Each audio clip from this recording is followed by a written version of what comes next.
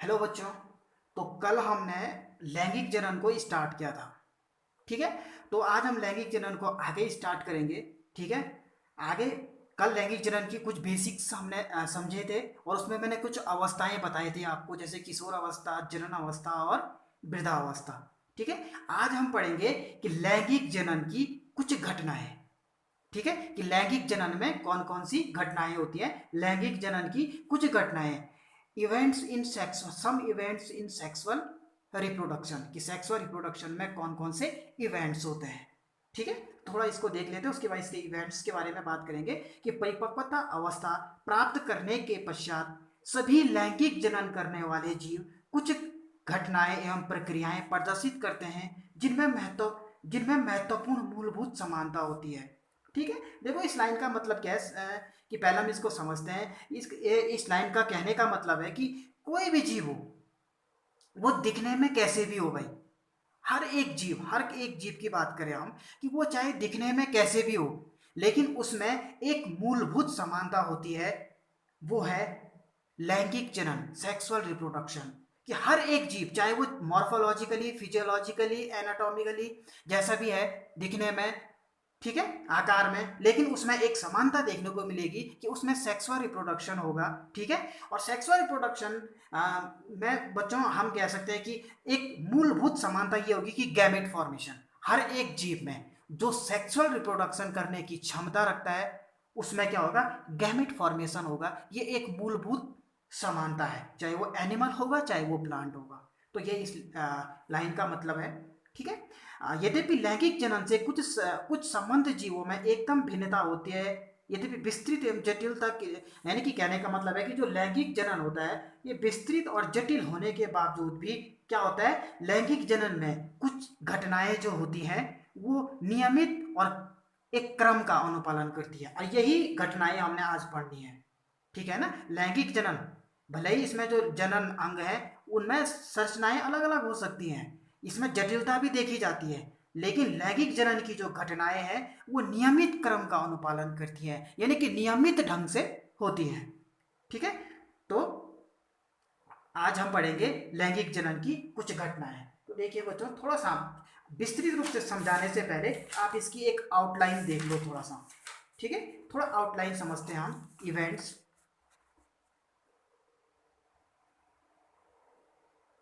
Events in sexual reproduction, इसमें क्या क्या इवेंट्स होंगे। ठीक है। इसमें पहला हम कहेंगे, पहला इवेंट्स जो होगा वो होगा pre fertilisation phase.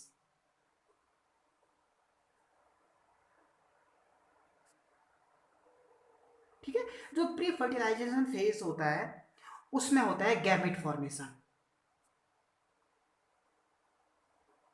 Gametes formation.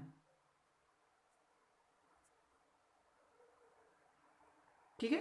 दूसरा दूसरा इवेंट्स जो इसका होता है, तीन इवेंट्स देखने को मिलेंगे। दूसरा होगा फर्टिलाइजेशन,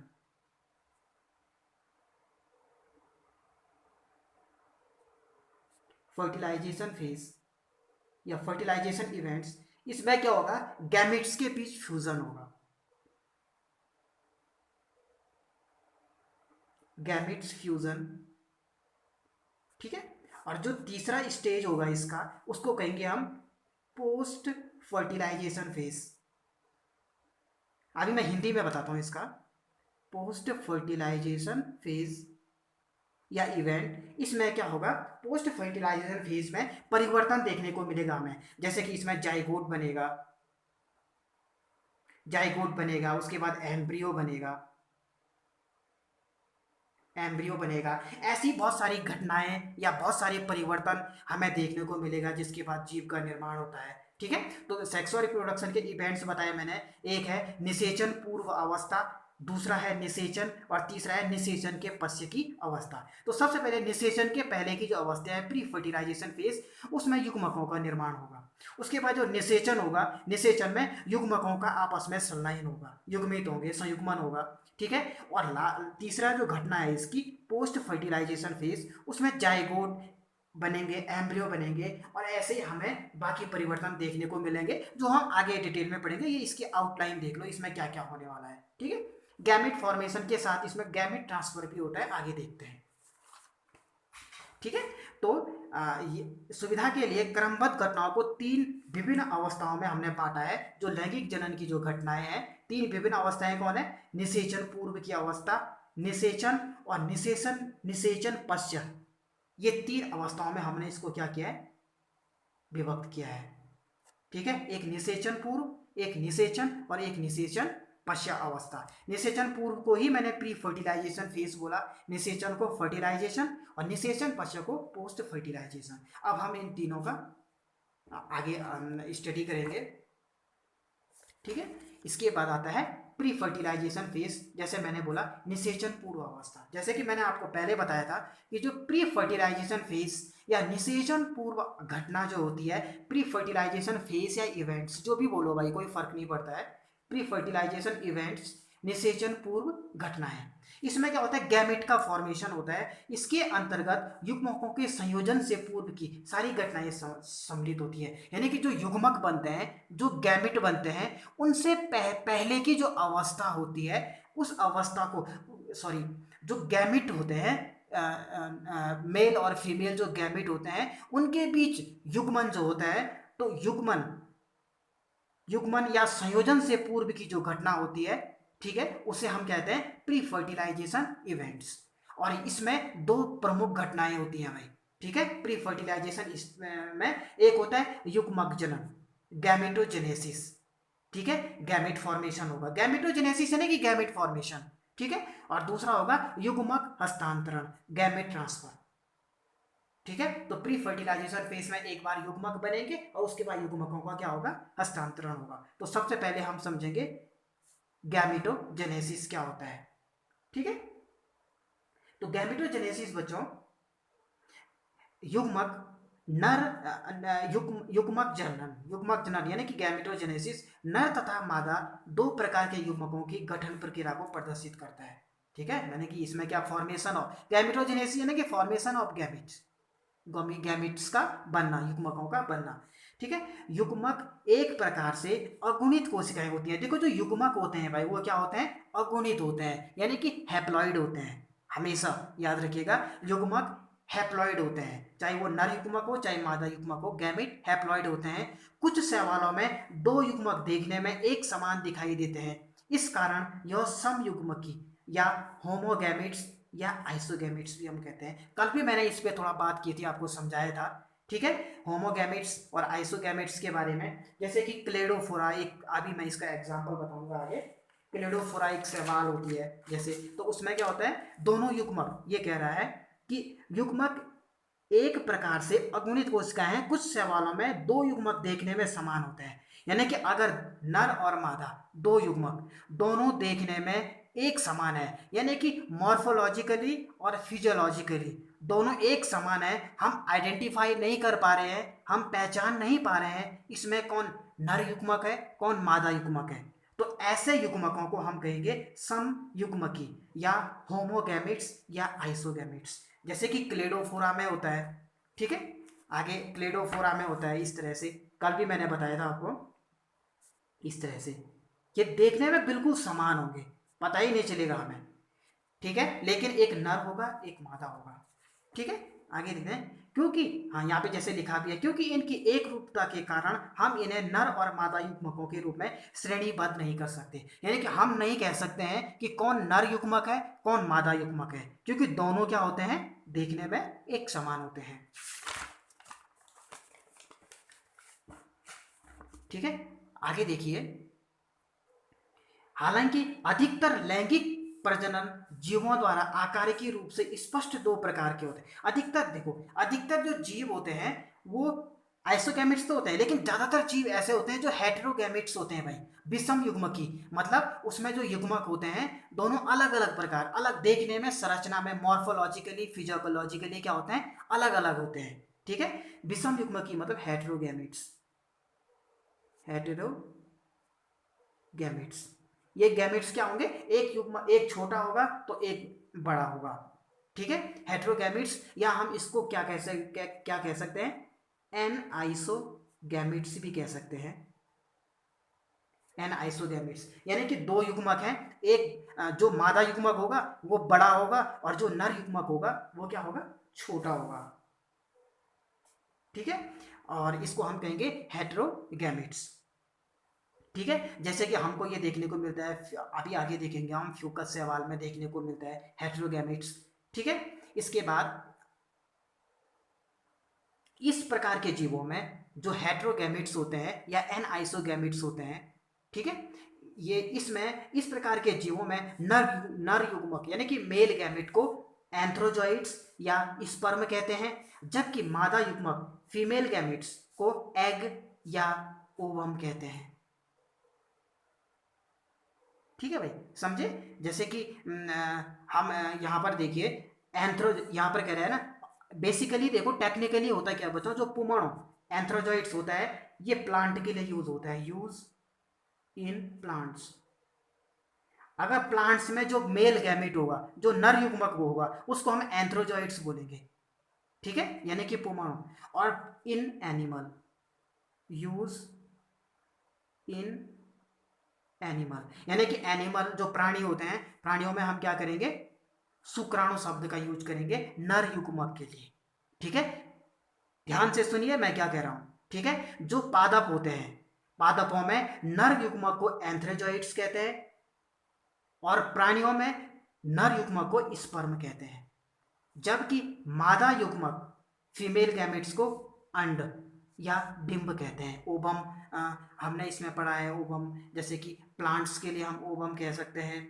एग का यूज इसमें होता है, अक्सर उसमें देखने को मिलता है, प्राणियों में हमें देखने को मिलता है। तो कहने का मतलब है कि जो फीमेल गैमेट्स होगा, फीमेल गैमेट्स के लिए हम एग और ओवम वर्ड का यूज करेंगे यहाँ पे, और मेल गैमेट्स के लिए एंथ्रोजॉइड्स और स्पर्म। यहाँ पे कुछ दिए हुए हैं, जैसे कि ये क्लेडोफोरा देखो भाई, ये आइसोगैमेट्स है। क्लेडोफोरा आइसोगैमेट्स है।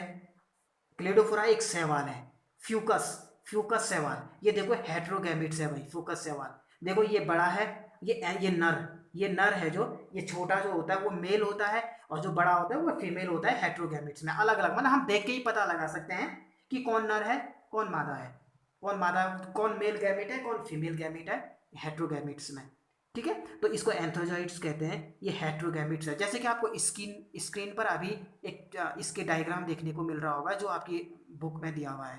ठीक है, और अगला देखिए, अगला यहाँ पर आप देख रहे हैं कि ये ओवम है और ये स्पर्म है, हेट्रोगैमेट्स ऑफ होमोसेपियंस। ठीक है, हेट्रोगैमेट्स ऑफ होमोसेपियंस यानी कि मनुष्य में क्या होता है, एग होता है और ये स्पर्म होते हैं। ठीक है, ओवम आपको देखने को मिलेगा, हेट्रोगैमेट्स जैसे कि आपको स्क्रीन पर डायग्राम देखने को मिल रहा होगा। ठीक है, अब बच्चों होता क्या है कि अगर हम गैमेट्स के फॉर्म में कहेंगे तो आइसोगैमेट्स एंड आइसोगैमेट्स। ठीक है, अब कुछ गैमेट्स, एक गैमेट ऐसे भी होते हैं बच्चों जो क्या होते हैं, मॉर्फोलॉजिकली तो समान होते हैं। ठीक है भाई, यानी कि सपोज टू बी वो देखने में क्या है, एक जैसे हैं, मॉर्फोलॉजिकली तो समान होंगे, लेकिन फिजियोलॉजिकली उनमें अंतर देखने को मिलता है। फिजियोलॉजिकली मतलब ये देखने में तो समान है, लेकिन लेकिन इनमें क्या है, एक लेस एक्टिव है और एक मोर एक्टिव है। ठीक है, यानी कि एक ज्यादा सक्रिय होगा एक कम सक्रिय होगा। ठीक है, ऐसे गैमेट्स को कहते हैं फिजियोलॉजिकली एन आइसोगैमेट्स। लेकिन आइसोगैमेट्स जो होते हैं उनमें ऐसा नहीं होता है, वो देखने में भी एक जैसे होते हैं और उनकी जो सक्रियता होती है वो भी एक जैसी होती है, मॉर्फोलॉजिकली फिजियोलॉजिकली दोनों सेम होते हैं। लेकिन फिजियोलॉजिकली एन आइसोगैमेट्स जो होते हैं वो क्या होते हैं, मॉर्फोलॉजिकली सेम होते हैं, यानी दिखने में समान होते हैं, लेकिन उनकी एक्टिविटी में अंतर होता है, एक लेस एक्टिव होता है एक मोर एक्टिव होता है। ठीक है, अगर हम गैमेट्स के फॉर्म में गए तो गैमेट्स हो सकते हैं, गैमेट्स को हम डिवाइड कर सकते हैं तीन टाइप में रिप्रोडक्शन को। अगर गैमेट्स के फॉर्म में देखा जाए तो रिप्रोडक्शन तीन टाइप का हो सकता है। एक आइसोगैमेट्स के फॉर्म में, आइसोगैमी, ठीक है, एन आइसोगैमी, ठीक है, और दूसरा ऊगैमी। ठीक है, आइसोगैमी मैंने आपको समझा दिया कि ऐसे ऐसे गैमेट्स जो मेल और फीमेल दोनों गैमेट्स मॉर्फोलॉजिकली और फिजियोलॉजिकली सेम होंगे। एन आइसोगैमेट्स में एक बड़ा होगा एक छोटा होगा, जो बड़ा होगा वो फीमेल होगा और लेस रिएक्टिव होगा। ठीक है, और ये छोटा वाला ये मेल होगा और ये मोर एक्टिव होगा, यानी कि ये ज़्यादा सक्रिय होगा और मादा गैमेट जो होगा वो कम सक्रिय होगा। और ऊ गैमेट क्या होता है बच्चों, ऐसे गैमेट्स, ठीक है, ऐसे गैमेट्स जिसमें जो मेल गैमेट होगा, मेल गैमेट, उसको स्पर्म बोलेंगे। ठीक है, जो फीमेल गैमेट होगा, फीमेल गैमेट को हम क्या बोलेंगे, ओवम। फीमेल गैमेट को हम एग बोलेंगे। ठीक है ना, और मेल गैमेट को हम स्पर्म और फीमेल गैमेट को एग बोलेंगे। तो ये ऊगैमी, इसको कहेंगे हम ऊगैमी, जो हमें, ठीक है भाई। तो इस आधार पर जो सेक्सुअल रिप्रोडक्शन हो गया वो 3 आधार पर हो गया। अगर आइसोगैमी आइसोगैमी जो रिप्रोडक्शन अगर 2 समान गैमेट के बीच में हो रहा है तो उसको हम कहेंगे आइसोगैमी। रिप्रोडक्शन अगर 2 असमान युग्मकों के बीच में हो रहा है तो हम कहेंगे एन आइसोगैमी। और अगर रिप्रोडक्शन स्पर्म और एग में हो रहा है तो हम कहेंगे कि ये क्या है, ऊगैमी है। ठीक है,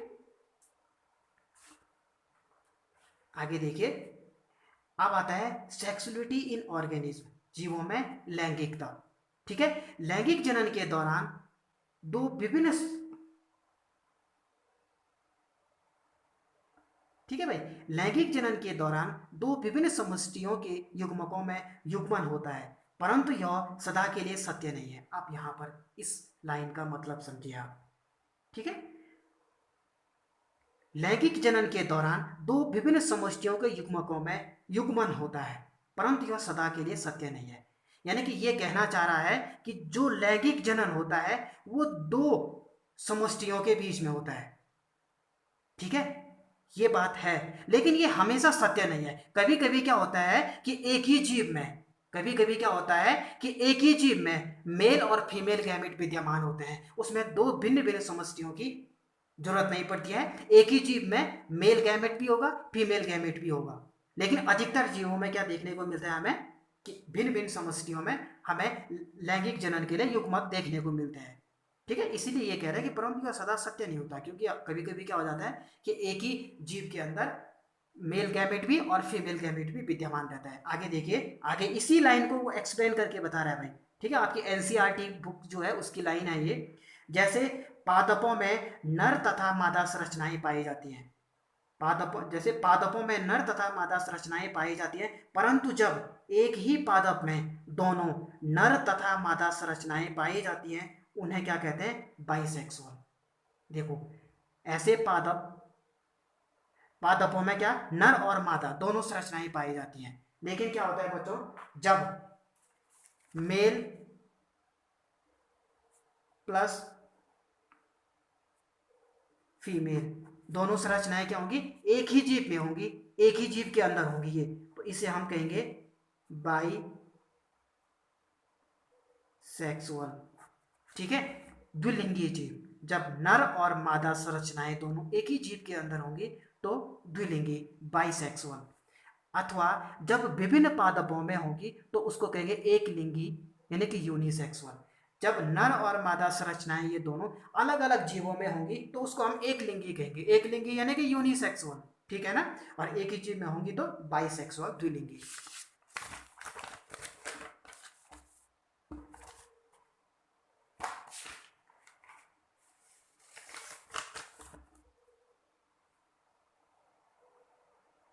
आगे देखिए, बहुत से फंजाई तथा पादपों में द्विलिंगी स्थिति को उल्लेखित करने के लिए उभयलिंगाश्री तथा थैलस का प्रयोग किया जाता है, इन शब्दों का प्रयोग किया जाता है। देखो, द्विलिंगी बाइसेक्सुअल,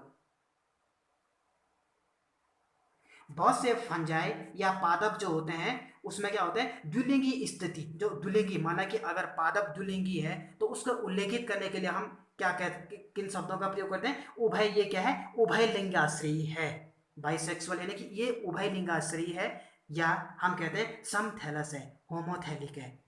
हमेशा देखिए ये वर्ड हमें बायोलॉजी में आगे बहुत काम देंगे भाई। मैं बार बार अगर हम आगे पढ़ेंगे, मैं कहूँगा कि मोनोसियस प्लांट, तो यानी कि वो बाइसेक्सुअल है, या मैं कहूँगा बाइसेक्सुअल प्लांट्स यानी कि वो उभय लिंगाश्रयी मोनोसियस है। बाइसेक्सुअल मोनोसियस, ठीक है, यूनिसेक्सुअल डायसियस, ठीक है भाई। अब यहाँ पर आप कह रहे हैं कि ये थम्स समथैलिसी यानी कि होमोथैलिक का मतलब क्या हुआ? देखो भाई, जो फंजाई होती है, जो अलगी होती है फंजाई, ठीक है भाई, इसकी जो बॉडी होती है, ठीक है ना, रूट स्टीम और लीफ में क्या नहीं होती है? डिवाइड नहीं होती है, ठीक है, यानी कि जड़, तना और पत्तियां नहीं होती हैं फंजाई में। फंजाई में जड़, तना और पत्तियां नहीं होती हैं, इसलिए इसकी जो बॉडी होती है, फंजाई की बॉडी होती है, फंजाई की बॉडी को हम थैलस बोलते हैं। अगर सेक्सुअल रिप्रोडक्शन हो रहा है किसी फंजाई में, और दो समान उसके जो थैलस हैं वो भाग ले रहे हैं रिप्रोडक्शन में, तो उसको कहेंगे होमोथैलिक कंडीशन, ठीक है भाई। ये थैलस शब्द कहाँ से आया? यहाँ पर फंजाई से आया है। फंजाई की जो बॉडी होती है उसको थैलस बोलते हैं, ठीक है। और होमोथैलस का मतलब होता है कि दो समान फंजाई आपस में क्या कर रहे हैं? रिप्रोडक्शन कर रहे हैं, सेक्सुअल रिप्रोडक्शन कर रहे हैं, तो हम होमोथैलिक शब्द का यूज करेंगे, ठीक है। तो ये उभयलिंगाश्री और ये होमो, ये दोनों शब्दों को ध्यान में रखिएगा। एक लिंगिता यानी कि हम कहेंगे यूनिसेक्सुअल, यूनिसेक्सुअल, यूनिसेक्सुअल स्थिति को उल्लेखित करने के लिए एक लिंगाश्री यानी कि डायोसियस तथा विषम थैली हेट्रोथैलिक शब्द प्रयुक्त किए जाते हैं, ठीक है। अगर एक लिंगी जीव है यानी कि यूनिसेक्सुअल जीव है, तो यूनिसेक्सुअल जीव को उल्लेखित करने के लिए हम किन शब्दों का प्रयोग करते हैं? एक लिंगाश्री, डायोसियस, ठीक है, तथा विषम थैली हेट्रोथैलिक शब्द। अब जैसे कि फंजाई में है, अगर दो अलग अलग फंजाई यानी कि मॉर्फोलॉजिकली फिजियोलॉजिकली हम उनको आइडेंटिफाई कर रहे हैं कि एक फंजाई अलग है, दूसरी फंजाई अलग है, तो हम कहेंगे हेट्रोथैलिक कंडीशन है। अलग अलग फंजाई क्या कर रही है? रिप्रोडक्शन में भाग ले रही हैं, तो हम कहेंगे हेट्रोथैलिक कंडीशन, ठीक है। अब यहाँ पर देखिए यूनिसेक्सुअल डायोसियस, यूनिसेक्सुअल के लिए किस शब्द का उल्लेख किया हमने? डायोसियस का किया। तो ये याद रखना भाई, ये टर्मिनोलॉजी यहाँ पे थोड़ा याद रखिएगा, ठीक है। अब आगे देखिए, पुष्पीय पादपों में एक लिंगी नर पुष्प पुंकेसरी होता है, अर्थात पुंकेसर वहन करने वाला होता है। देखो, पुष्पीय पादप भी क्या होता है? एक लिंगी और द्विलिंगी होते हैं। अगर नर पुष्प, जो नर पुष्प है, जिस पादप में नर पुष्प, जिस पादप के पुष्प यूनिसेक्सुअल है, और उसमें कौन सा गैमेट है, कौन सा स्त्री के, ये नर पुष्प है। नर पुष्प का मतलब उसको कहेंगे स्टैमिनेट कहेंगे हम, और उसमें पुंकेसर होते हैं, केवल पुंकेसर होंगे, तो हम कहेंगे ये मेल फ्लावर है, ये नर पुष्प है, ठीक है। और स्टैमिनेट शब्द का हम कहें उसका, उसके लिए यूज करेंगे पुंकेसरी। और जब मादा पुष्प होता है तो हम पिस्टिलेट शब्द का यूज करते हैं कि ये पिस्टिलेट फ्लावर है, ये मादा फ्लावर है, ठीक है। अर्थात स्त्री केसर धारण किए करने वाला फ्लावर, जिसमें स्त्री केसर होते हैं, पिस्टिलेट कहते हैं हम इसको। इस तरह से फ्लावर भी यूनिसेक्सुअल हो सकते हैं, और जिस फ्लावर में नर जो नर फ्लावर होगा उसके लिए पुंकेसरी, एक लिंगी पुंकेसरी, और जो मादा फ्लावर होगा एक लिंगी स्त्री केसर, पिस्टिलेट, ठीक है। कुछ पुष्पीय पादपों में एक अकेला पादप उभय लिंगाश्री यानी कि नर तथा मादा युग्मक हो सकते हैं, और इसमें पैदा होने वाले पुष्प एक लिंगी अथवा द्विलिंगी हो सकते हैं। अब ये यहाँ पर पुष्प की बात नहीं कर रहा है, ये पादप की बात। एक पादप जो होता है अकेला अपने आप में, वो उभय लिंगाश्रयी हो सकता है भाई, यानी कि उसमें क्या हो सकता है? नर पुष्प भी और मादा पुष्प भी हो सकते हैं, ठीक है। आप ध्यान रखिए, ये कह रहा है कि इसमें क्या हो सकते हैं, और इस पादप में पैदा होने वाले पुष्प एक लिंगी भी हो सकते हैं और द्विलिंगी भी हो सकते हैं। इसका कहने का मतलब है कि माना कि ये कोई प्लांट है और इस पे ये फ्लावर लगे हुए हैं। अब ये कह रहा है कि ये फ्लावर एक ही प्लांट में है, तो इस पे नर पुष्प भी हो सकते हैं और मादा पुष्प भी हो सकते हैं, दोनों पुष्प हो सकते हैं। यानी कि ये फ्लावर कैसे, ये प्लांट कैसे हो गया, ये प्लांट क्या हो गया, बाइसेक्सुअल। ठीक है, उभयलिंगाश्री यानी कि मोनोसियस प्लांट है ये, इसमें नर पुष्प भी है और मादा पुष्प भी है। ठीक है, मोनोसियस प्लांट। आप कह रहे हैं इसमें पैदा होने वाले पुष्प एक लिंगी भी हो सकते हैं और द्विलिंगी भी हो सकते हैं। एक लिंगी पुष्प का मतलब है उसमें एक ही रचना होगी, एक ही या तो नर पुष्प या तो नर संरचना होगी उसमें या मादा होगी। ठीक है ना, या तो नर जनन अंग होगा या मादा जनन अंग होगा, एक लिंगी। तो हो सकता है कि इसमें जो ये पुष्प लगे हुए हैं ये नर पुष्प है, ये मादा पुष्प है, तो अलग अलग है ना।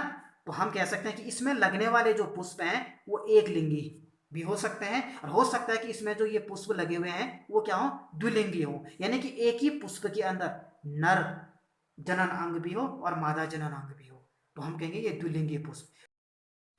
ठीक है, आगे देखिए कि उभय लिंगाश्री यानी कि बाइसेक्सुअल, मोनोसियस है ना, उभय मोनोसियस यानी कि उभय लिंगाश्री यानी कि बाइसेक्सुअल है ये। बाइसेक्सुअल पादप, बाइसेक्सुअल प्लांट के उदाहरण है, जैसे हम प्लांट के उदाहरण क्या क्या हो गया, जैसे कि कुकुरबिटा हो गया, ठीक है ना, और नारियल का वृक्ष हो गया, ये बाइसेक्सुअल है भाई। यानी कि इसमें मेल फ्लावर और फीमेल फ्लावर दोनों क्या होंगे, एक ही पुष्प एक ही पादप में होंगे। ठीक है, तो उभयलिंगाश्री पादपों के उदाहरण क्या हो गया, एक कुकुरबिटा हो गया और एक नारियल का वृक्ष हो गया। और एक लिंगाश्री यानी कि डायोसियस यूनिसेक्सुअल पादप के उदाहरण हो गए पपीता और खजूर। देखिए बहुत ज्यादा इंपॉर्टेंट है भाई, पपीता और खजूर जो ये होते हैं, पपीता का जो पेड़ होता है बच्चों, पपीते के पेड़ में नर पुष्प अलग ही पेड़ में होते हैं और मादा पुष्प अलग ही पेड़ में होते हैं। यानी कि जो पपीता का और ये खजूर का जो वृक्ष होता है, जो पेड़ होता है वो क्या होता है, एक लिंगाश्रयी होता है, डायोसियस यानी कि यूनिसेक्सुअल होता है। यानी कि नर पुष्प अलग अलग अलग पेड़ में होंगे, अलग पादप में होंगे, और मादा पुष्प अलग पादप में होंगे, अलग अलग पेड़ों में अलग अलग होंगे भाई। तो यूनिसेक्सुअल या डायोसियस या एक लिंगाश्री जो भी आप कहें, उसका एक उदाहरण है पपीता और खजूर। और ध्यान रखिए भाई, जो उदाहरण मैं आपको बता रहा हूं ना, इनको अच्छे से पढ़ लो, अच्छे से याद रख लो, क्योंकि ये आपकी बुक एनसीईआरटी से ही लिए गए हैं। और एग्जाम्पल जो अगर आपको पूछा जाएगा, जो भी पूछे जाएंगे ये, तो ये इसी बुक ही के अंदर से पूछेगा, इधर उधर फालतू मत पढ़िएगा भाई। अगर आपको पढ़ना है पढ़ लो, लेकिन आपकी जो बुक में एग्जाम्पल दिए हुए हैं उनको तो आप पढ़ ही लो, क्योंकि वो एग्जाम में वही एग्जाम्पल पूछे जाएंगे। आगे देखिए, इस प्रकार प्राणियों में भी इन जिनमें दोनों लिंग यानी कि नर, और प्राणियों की बात कर रहे हैं भाई आप, ठीक है ना, प्लांट की हो गई, ऐसे ही जैसे प्लांटों में होते हैं एक लिंगाश्री, द्विलिंगाश्री, बाइसेक्सुअल, यूनिसेक्सुअल, ऐसे ही प्राणियों में भी होते हैं। जैसे कि अगर प्राणियों में क्या होते हैं, नर और मादा एक ही प्राणी में होते हैं, नर और मादा जननांग एक ही प्राणी में होते हैं, तो उसे कहते हैं बाइसेक्सुअल। यानी कि बाइसेक्सुअल जो प्राणी होते हैं उनमें क्या होता है, द्विलिंगी प्राणी में नर और मादा जननांग एक ही में होते हैं, एक ही जीव में होंगे, तो ऐसे जीवों को हम हर्मेफ्रोडाइट कहते हैं। क्या कहते हैं, हर्मेफ्रोडाइट। इसका एग्जाम्पल है केंचुआ। ठीक है भाई, इसका एग्जाम्पल है केंचुआ। केंचुए में जैसे कि आप स्क्रीन पर अभी केंचुए का डायग्राम देख रहे होंगे, जिसमें कि आपको ऊपर ऊपर जो केंचुआ जो ऊपर जो नर केंचुआ दिखाई दे रहा है उसमें भ्रीषण कोश आपको दिखाई दे रहे होंगे। नीचे जो मादा, sorry sorry, very very sorry, जो केंचुआ है वो द्विलिंगी है। ठीक है ना, द्विलिंगी है, तो आप केंचुए का जो डायग्राम देख रहे हैं उसमें ऊपर की ओर आप भ्रीषण कोश देख रहे हैं जो नर जननांग को रिप्रेजेंट करता है। ठीक है, और ठीक उसी के थोड़ा सा नीचे पे आप देख रहे होंगे डायग्राम में क्या है, अंडाशय है। यानी कि एक ही जीव के अंदर क्या है, भ्रीषण कोश भी है और अंडाशय भी है, तो हम कहेंगे कि ये क्या है, द्विलिंगी प्राणी है। ऐसे इसके अन्य एग्जाम्पल है स्पंज, टैपवर्म, जोंक। ठीक है ना, ये द्विलिंगी पादपों के एग्जाम्पल हैं। और जैसे कि तिलचट्टा, तिलचट्टा क्या है, एक लिंगी प्राणी है भाई। यानी कि इसमें नर जननांग मादा जननांग क्या होंगे, अलग अलग जीवों में होंगे। अब आप बताएंगे कि मनुष्य क्या है, एक लिंगी है या द्विलिंगी है, मोनोसियस है या डाइसियस है। ठीक है, अब इसके कुछ डायग्राम आपके बुक में दिए हुए हैं, ठीक है, उनको देख लेंगे। ठीक है, जैसे कि शकरकंद है, ठीक है, शकरकंद जो होता है बच्चों एक द्विलिंगी है भाई। ये क्या है, बाइसेक्सुअल है। शकरकंद बाइसेक्सुअल है। इसमें जैसे कि आपको स्क्रीन पर अभी शकरकंद के फ्लावर की फोटो दिखाई दे रही होगी, डायग्राम दिखाई दे रहा होगा, उसमें आप देख रहे हैं कि अंडक और पुंकेसर एक ही फ्लावर में आपको देखने को मिल रहे होंगे। ठीक है, इसी तरह से कारा एक अलगी है। कारा, कारा अलगी, कारा अलगी भी क्या है, बाइसेक्सुअल है। डायग्राम आपको दिखने को मिल रहा होगा स्क्रीन पर। बाइसेक्सुअल, कारा अलगी क्या है, बाइसेक्सुअल है, यानी कि द्विलिंगी है। और इसमें भी आप देख रहे होंगे कारा अलगी में ऊपर की ओर जो आपको डायग्राम दिख रहा है, एक ही अलगी में ऊपर की ओर अंडधानी मादा लैंगिक जनन आपको दिख रहा है।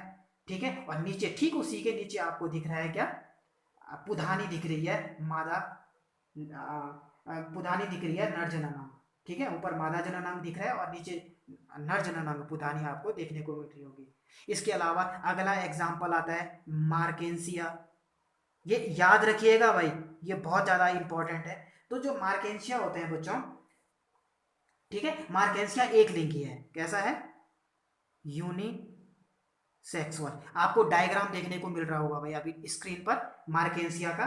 देखो इसमें देखो, एक आपको मेल मेल थैलस दिख रहा होगा, एक फीमेल थैलस दिख रहा होगा, एक नारी थैलस लिखा होगा और दूसरे पर क्या लिखा होगा, नर थैलस। अब दोनों में अंतर क्या है, आप देख रहे होंगे कि जो डायग्राम है उसमें इस तरह से ऊपर की ओर ये है, और यहाँ पर इस तरह से संरचना दिख रही होगी, यह है स्त्रीधानी।